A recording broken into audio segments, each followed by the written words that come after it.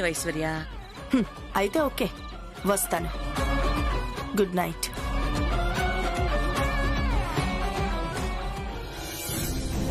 ఏంటి మమ్మీ ఇది? ఐశ్వర్య కూడా ఇలా మాట్లాడుతోంది. పాట విషయం తనకు కూడా తెలిసి ఉంటుందా? తెలిస్తే ఐశ్వర్య ఇలా మాట్లాడదే, అది డైరెక్ట్ గానే మాట్లాడుతుంది. తనకేదో డౌట్ వచ్చుంటుంది.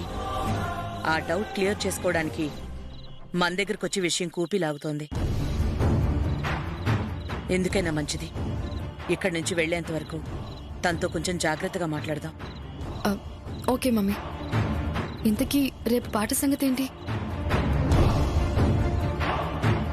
పెళ్లి వాళ్ళు పాట పాడమన్నప్పుడు నేనేం చేయాలి? ఆలోచిస్తున్నానని చెప్తున్నాను కదా.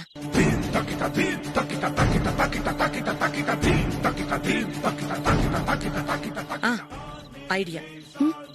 ఏంటది? ఐడియా అయితే వచ్చింది, కాకపోతే అది అమలు చేయటం కొంచెం కష్టం. పర్లేదు మమ్మీ, ఎంత కష్టమైనా నేను చేస్తాను. చెప్పు, ఆ ఐడియా ఏంటో చెప్పు.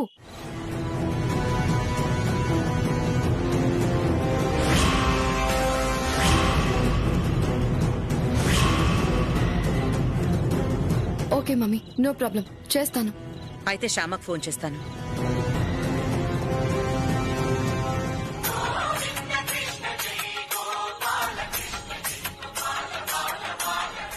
ఏంటి ఈ టైంలో గురువమ్మ ఫోన్ చేస్తుంది? హలో శ్యామా, నేను చెప్పేది నువ్వు జాగ్రత్తగా విను.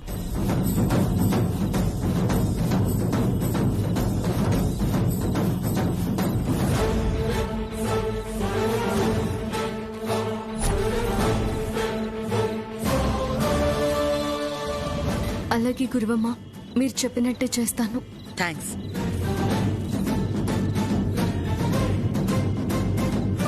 అమ్మయ్యా, మన ప్లాన్ ఒప్పుకుంది శ్యామ.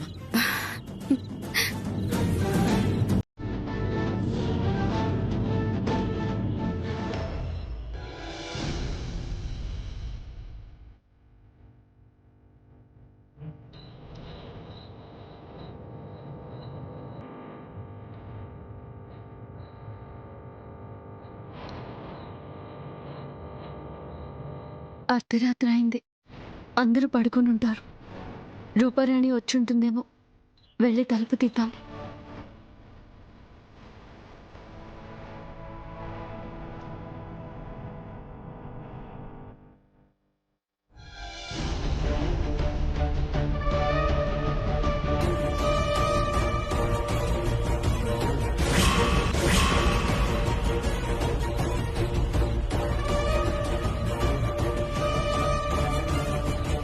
వచ్చావా? రాక చేస్తానా? మెల్లగా. రెడీనా? ఏంటి అలా చూస్తావు? మా మమ్మీ ఫోన్ చేసి చెప్పింది కదా, అవి రెడీనా? ఈ పాటికి రెడీ అవ్వచ్చు. రెడీ అయితే ఇస్తాను, లేకపోతే కాసేపు వెయిట్ చేయాల్సి ఉంటుంది. పద.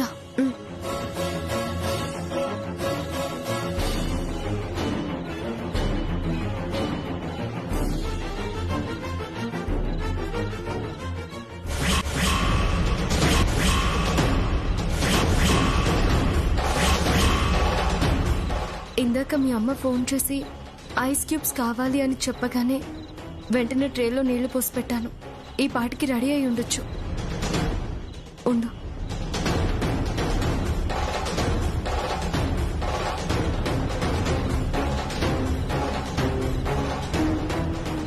రెడీ అయ్యాయి. రేపు పెళ్లి చూపుల్లో నేను పాట పాడకుండా తప్పించుకోవటానికి ఇలా ఐస్ క్యూబ్స్ తినడం తప్ప వేరే మార్గం లేదని చెప్పింది మా మమ్మీ. అవును, ఆ రోజు సంగీతం నేర్చుకోకుండా మానుకోవడం కోసం నువ్వు కూడా ఇలానే ఐస్ క్యూబ్స్ తిన్నావట? అవును, తిన్నాను. నీకేమీ ఇబ్బంది అనిపించలేదా? కొంచెం ఇబ్బందిగా ఉంటుంది. తినేటప్పుడు ఇబ్బందిగా ఉంటుందా? తిన్న తర్వాత ఇబ్బందిగా ఉంటుందా? తినేటప్పుడు ఉంటుంది, తిన్న తర్వాత ఉంటుంది.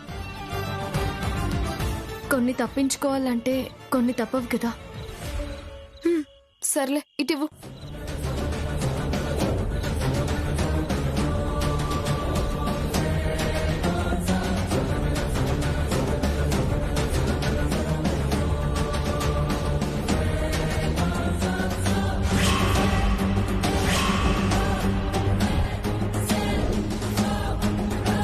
ఒక్క రూపాయి కూడా కట్నం ఆశించట్లేదు వర్మ గారు. మేము కోరుకునే కట్నం రూపారాణి పాట.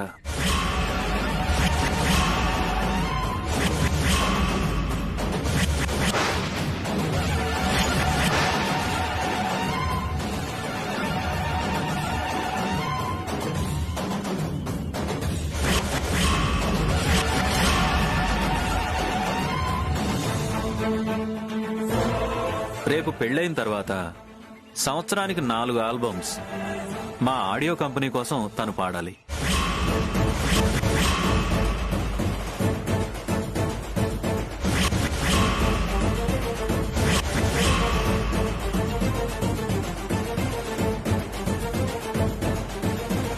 స్టేజ్ ప్రోగ్రామ్స్ లో బిజీగా ఉన్నాను. ఆల్బమ్స్ పాడడం కుదరదంటే మాత్రం కుదరదమ్మా.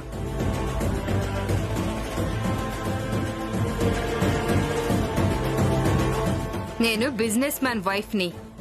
ఇలాంటి విషయాలు ఆన్ పేపర్ లో ఉండాలి అనుకుంటాను.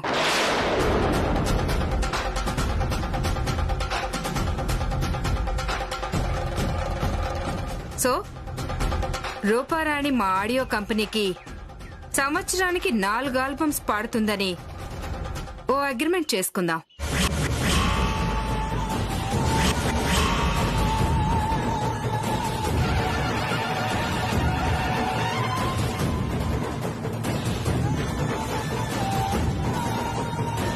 అంటే అది వదిన గారు, అగ్రిమెంట్లు అవి ఎందుకండి అనవసరంగా? అవి లేకపోయినా కూడా రూపారాణి మీ ఇంటి కోడలే కదా. మీరు ఎప్పుడు ఎక్కడ పాట పాడమంటే అప్పుడక్కడ పాడుతుంది కదా.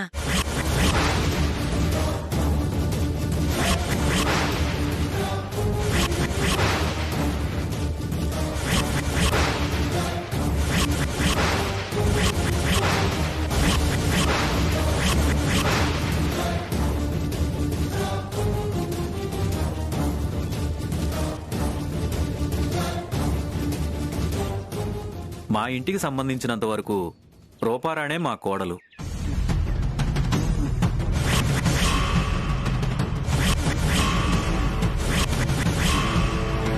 కానీ బిజినెస్ కి సంబంధించి మాత్రం తను కేవలం ఒక సింగర్ మాత్రమే. సింగర్ తో అలా అగ్రిమెంట్ చేసుకోవడం అనేది పద్ధతి. సో మీరు రూపారాణి మా కంపెనీకి అలా అగ్రిమెంట్ చేయాలి, తప్పదు. అలాగే వదిన గారు, పద్ధతి అన్నప్పుడు మనం ఆ పద్ధతిని ఫాలో అవ్వాలి కదా. అలాగే అగ్రిమెంట్ చేస్తాం.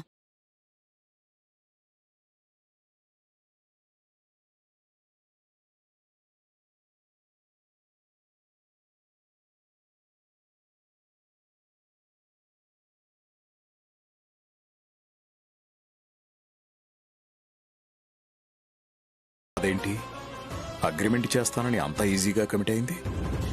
ఎలా చేస్తుంది అగ్రిమెంటు?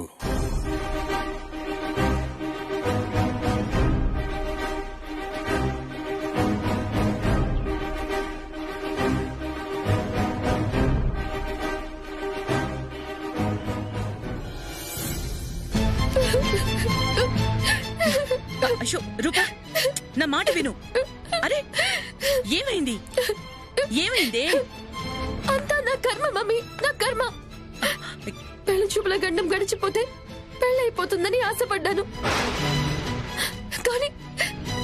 కానీ వాళ్ళ ఆల్బమ్ పాడాలని అగ్రిమెంట్ చేయాలని అన్నారు. ఎందుకే అరుస్తున్నావు? ఎవరైనా వస్తారు. అగ్రిమెంట్ ఎలా చేస్తావు? పాటలు ఎలా పాడతావు? ఆ విషయం గురించి నువ్వేం టెన్షన్ పడకు. దానికి ఏదో మార్గం ఆలోచిస్తాను కదా. ఏం ఆలోచిస్తావో చెప్పు. ఆ మార్గం ఏంటో చెప్పు. మమ్మీ, అతను మాత్రం నాకు బాగా నచ్చాడు. పెళ్ళంటూ చేసుకుంటే అతన్నే చేసుకుంటాను. అలాగేనమ్మా, నువ్వు అతన్ని చేసుకుందువు గాని. ఎలా చేసుకుంటాను మమ్మీ? చెప్పు. అతనికి నాకు పెళ్లి ఎలా చేస్తావో చెప్పు మమ్మీ, చెప్పు. సంవత్సరానికి 4 ఆల్బమ్లు పాడాలి అన్నారు. రూపా, నా మాట విను. రూపా, శ్యామ వచ్చి పాడుతుందా? చెప్పు. శ్యామ వచ్చి పాడుతుందా? చెప్పు. ఒకవేళ పాడడానికి శ్యామ వచ్చింది అనుకో, ఎలా పాడుతుంది?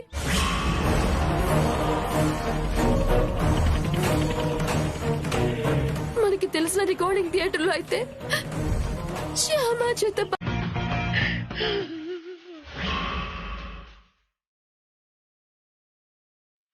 దక్కుతుందొదినా, మన రూపారాణి మనకి దక్కుతుంది.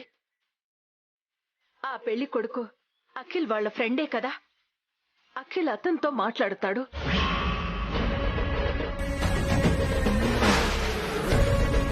మీ అన్నయ్య గారు కూడా వాళ్ళ నాన్నగారితో మాట్లాడుతారు. పాటతో సంబంధం లేకుండా ఆ అబ్బాయి రూపారాణిని పెళ్లి చేసుకునేలా వీళ్ళు మాట్లాడతారు.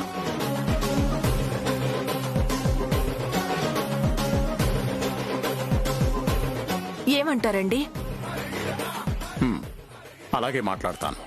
నా ప్రయత్నం నేను చేస్తాను. ప్రయత్నం చేస్తే సరిపోదన్నయ్య గారు, ఫలితం దక్కాలి. లేకపోతే రూపారాణి మనకు దక్కదు.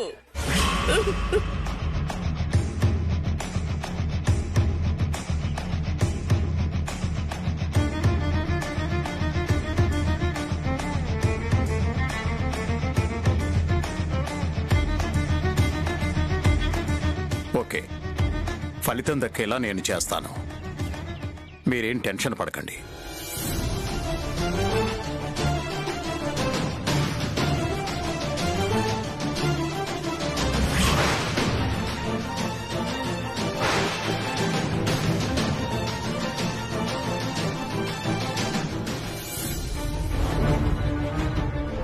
రూపారాణి పెళ్ళైపోతే శ్యామకి పాట ప్రాబ్లం తీరుతుంది కదా అనుకున్నాను. శ్యామ పాడకపోవడం వల్ల రూపారాణి ఇలాంటి ప్రాబ్లం క్రియేట్ చేస్తుందనుకోలేదు. రూపారాణి నిజంగా సూసైడ్ అటెంప్ట్ చేసిందా, లేక ఇది డ్రామానా? డ్రామా అనుకుని వదిలేయాలా, నిజం అనుకుని పెళ్లి వాళ్లతో మాట్లాడాలా? ఏం చేయాలి?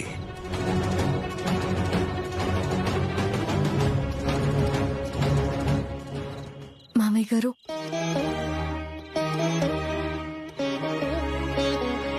ఇదంతా నా వల్లే మామయ్య గారు. నా పాట వల్లే రూపారాణి ఆత్మహత్య చేసుకోవడానికి సిద్ధపడింది. నా పాట విషయం ఈ పాటికి అఖిల్ బాబుకి చెప్పుంటే పరిస్థితి ఇంత దూరం వచ్చుండేది కాదేమో అనిపిస్తుంది.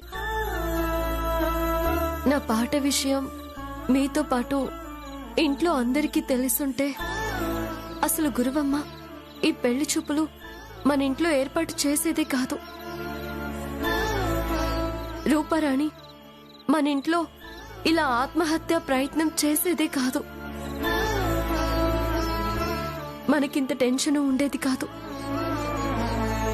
మీరింట్లో ఎవరికీ చెప్పలేదు అన్న ధైర్యంతోనే అత్తయ్య గారితో మాట్లాడి ఇక్కడ పెళ్లి చూపులు ఏర్పాటు చేసింది. చివరికి ఇటువంటి పరిస్థితి వచ్చింది.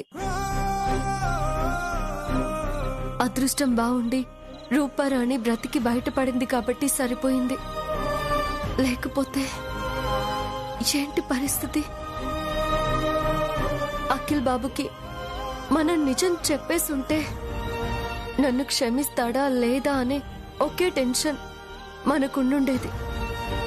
ఇంకా ఎవరి గురించి మనం టెన్షన్ పడాల్సిన పని ఉండేదే కాదు.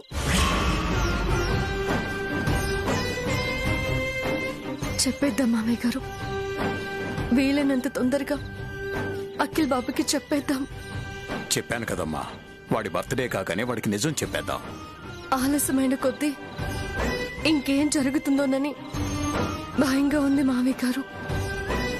ఇంకేం జరగదులే అమ్మా, భయపడకు. ఏదో జరుగుతుందని భయపడి ఇప్పుడు వాళ్ళకి నిజం చెప్పావంటే వాడితో పాటు వసంత కూడా డిస్టర్బ్ అవుతుందమ్మా.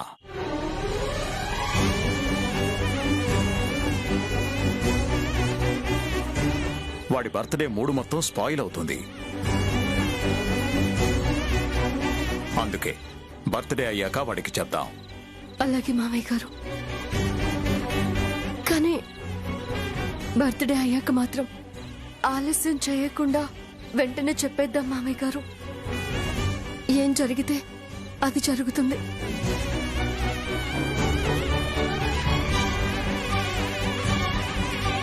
అవతల వాళ్ళు ఒప్పుకుంటారో లేదో.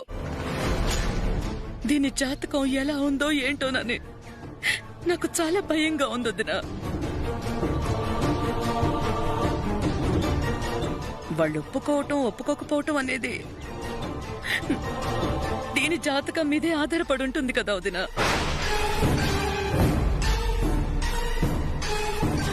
అందుకే నాకు తెలిసి ఊరి చివర గవ్వల స్వామీజీ అని ఒక స్వామీజీ ఉన్నారు. ఆయన దగ్గరికెళ్ళి రూపారాణి జాతకం చూపిద్దాం అనుకుంటున్నాను. ఆయన గవ్వలేసి జాతకాల్ని పరిశీలిస్తే భవిష్యత్తు గురించి కరెక్ట్ గా చెప్తారు. జాతకంలో ఏమైనా దోషాలుంటే దానికి పరిహారం కూడా చేయించి అంతా మంచే జరిగేలాగా చూస్తారు. అవునా? అయితే ఆయనకి రూపారాణి జాతకం చూపించు. అందుకే వదినా ఇప్పుడే ఆయన దగ్గరికి వెళ్దాం అనుకుంటున్నాను. కాకపోతే చాలా దూరం వెళ్ళాలి. ఒక్కదాన్ని వెళ్ళాలంటే అంత దూరం నువ్వు వెళ్ళడం ఎందుకు? కారు పంపిస్తే ఆయనే మన ఇంటికి వస్తారేమో అడుగు. ఆహా, అలా ఆయన ఎక్కడికి రారుదినా. కార్లు విమానం లాంటి ఏర్పాట్లు ఆయనకేమీ నచ్చవు. ఆయన చాలా నిరాడంబరంగా ఉంటారు. ఎవ్వరైనా ఆయన దగ్గరికే వెళ్ళాలి. తమ సమస్యలు చెప్పుకోవాలి, పరిష్కారం తీసుకోవాలి.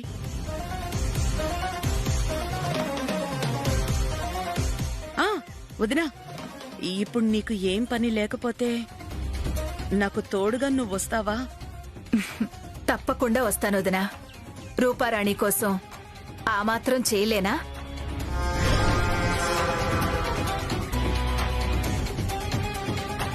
ఒక అరగంటలో బయలుదేరదాం. అలాగే వదినా. అమ్మ రూపా, నువ్వు ధైర్యంగా ఉండు. అంతా మంచే జరుగుతుంది. అలాగే ఆంటీ.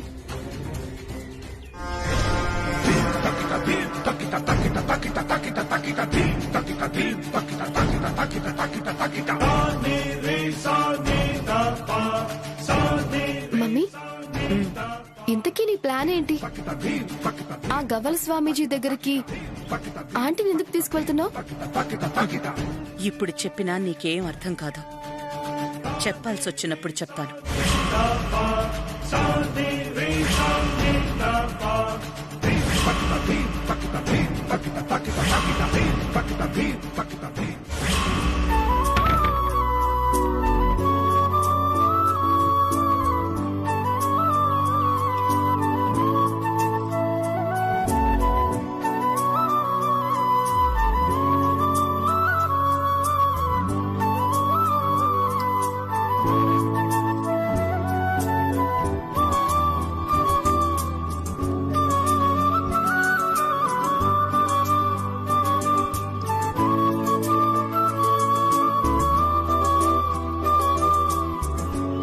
ఏంటి శ్యామా, ఏం చేస్తున్నావు?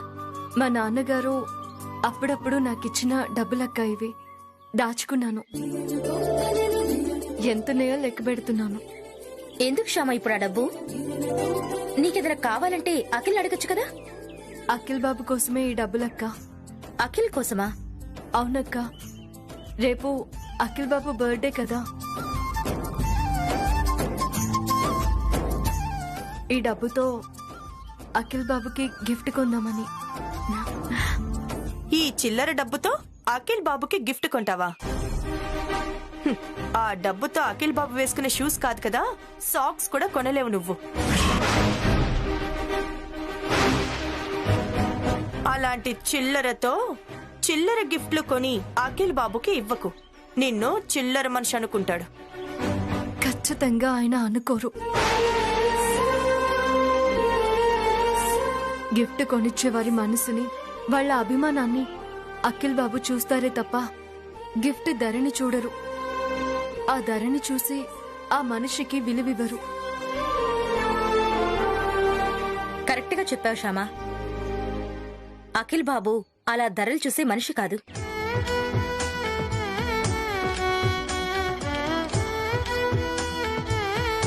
నువ్వేం ఆలోచించకు శ్యామా. నువ్వు అనుకున్నట్టు నువ్వేం గిఫ్ట్ ఇవ్వదలుచుకున్నావో అదివ్వు. నువ్విచ్చే గిఫ్ట్ అఖిల్ కి స్పెషల్ గిఫ్ట్ అవుతుంది, సరేనా?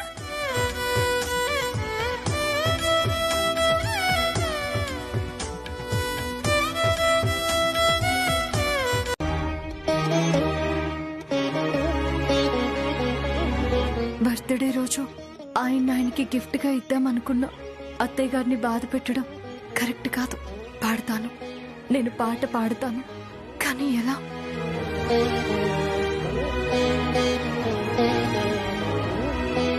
ఏంటి శ్యామ అంత డల్గా ఉంది?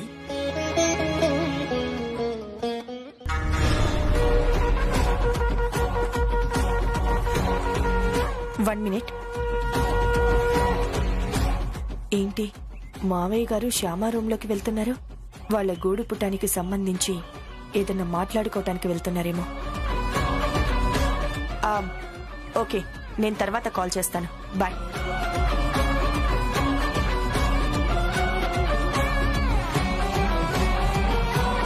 శ్యామ, ఏంటమ్మా అలా ఉన్నావు? ఏం లేదు మామయ్య గారు. అఖిల్ బాబు బర్త్డే రోజు రూపారాణి తరపున నేను పాట పాడాలనుకుంటున్నాను.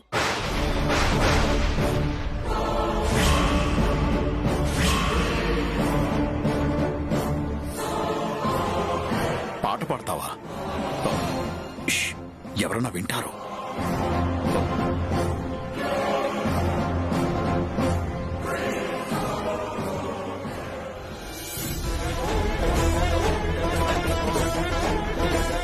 ఏం మాట్లాడుతున్నావు శ్యామ? నువ్వు ఏం మాట్లాడుతున్నావు? మళ్ళీ వెళ్ళి పాట పాడతానంటావేంటి? ఏంటి తలుపు వేసి మాట్లాడుతున్నారు? అంటే చాలా ఇంపార్టెంట్ మ్యాటర్ అన్నమాట. వాళ్ల చెర నుంచి నిన్ను బయటికి తీసుకురావడం కోసం నేను ప్రయత్నం చేస్తుంటే నువ్వు మళ్ళీ ఆ చెరలోకి వెళ్ళి అలా పాట పాడతానంటావేంటి?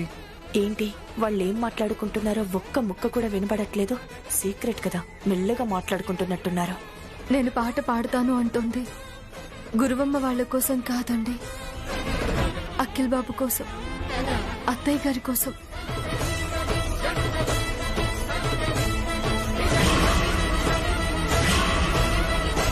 బర్త్డే రోజు రూపారాణి పాటని ఆయనకి గిఫ్ట్ గా ఇవ్వాలనుకున్నారు అత్తయ్య గారు. కానీ కుదరడం లేదు. దానివల్ల ఇద్దరు బాధపడుతున్నారు. అందుకనే పాట పాడతాను అంటున్నాను. చా, ఇక్కడ వినపడట్లేదు. అలా కిటికీ దగ్గరికి వెళ్ళి విందా. వద్దు శ్యామ, ఎవరి కోసమైనా సరే నువ్వు పాట పాడడానికి వీల్లేదు. విషయం నాకు తెలిసిన తర్వాత కూడా నువ్వు పాట పాడావు అంటే గురువమ్మ వాళ్ళకి నువ్వు చులకనైపోతావు.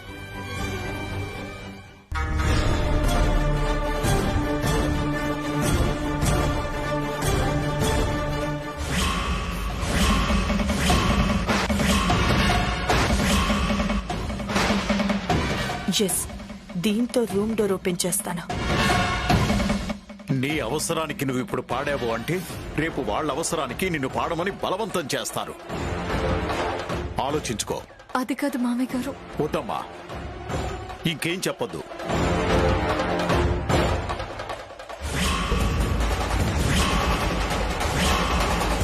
నేను నీ మంచి కోసమే చెప్తున్నాను, అర్థం చేసుకోమ్మా.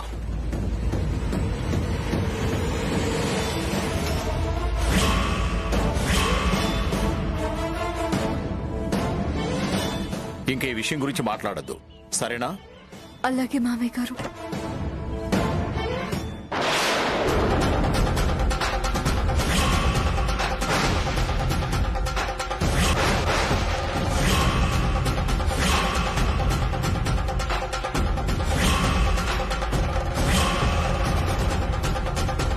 ఏంటి మామ కోడళ్ళు ఏదో సీక్రెట్ మాట్లాడుకుంటున్నారు? ఆ సీక్రెట్ నీకు కూడా చెప్తాం. ముందు తలుపేసే. తలుపేయడం ఎందుకు? వెయ్యమ్మా, చెప్తాను.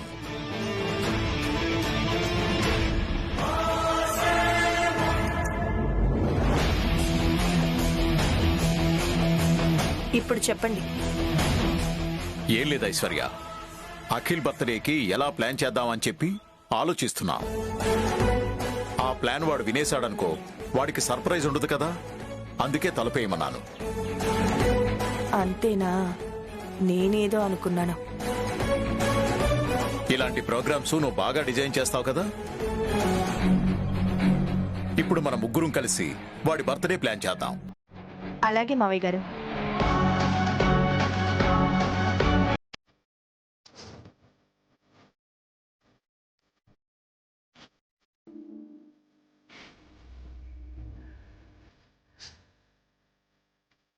జన్మదిన శుభాకాంక్షలు. ధన్యవాదములు. బర్త్డే విషెస్ ఓన్లీ నోటితోనే చెప్తావా?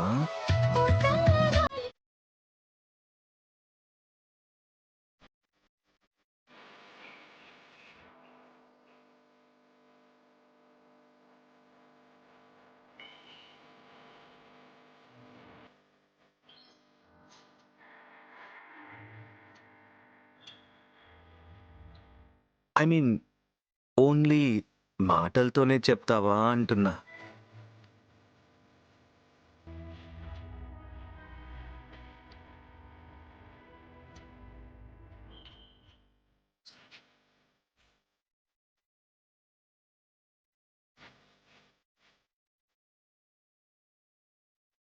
మరి ఎలా చెప్తారు? ఏమో, ఆలోచించుకో.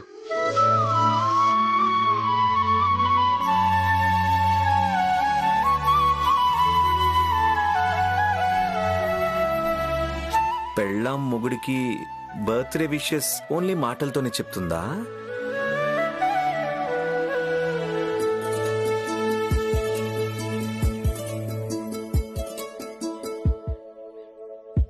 లేక మరో రకంగా కూడా చెప్తుందా? ఆలోచించుకో.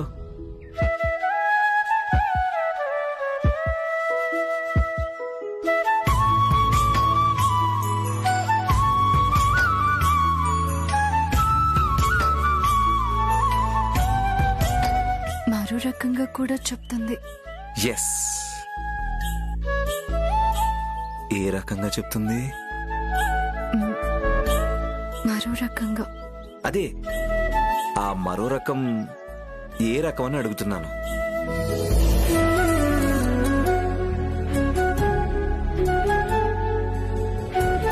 అలా సిగ్గుపడతావేంటి?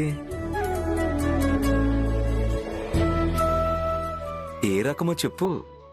చెప్తాను.